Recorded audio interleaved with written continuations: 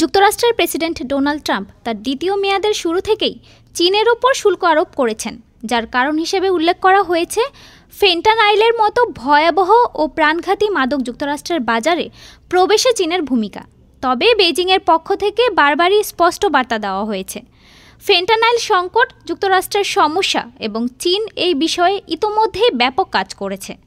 গত মার্চ মাসে ট্রাম্প প্রশাসন যখন ফেন্টানাইল সম্পর্কিত শুল্ক বাড়িয়ে চীনের সমস্ত আমদানির উপর 20% করে, তখন চীনের একজন মুখপাত্র বলেন, চীন সমতা ও পারস্পরিক শ্রদ্ধার ভিত্তিতে যুক্তরাষ্ট্রের সাথে বাস্তবসম্মত সহযোগিতার জন্য প্রস্তুত। তবে ফেন্টানাইল ইস্যুকে অজুহাত করে যুক্তরাষ্ট্র চীনের উপর অতিরিক্ত চাপ সৃষ্টি, হুমকি এবং ব্ল্যাকমেল করায় চীন এর তীব্র বিরোধিতা করছে।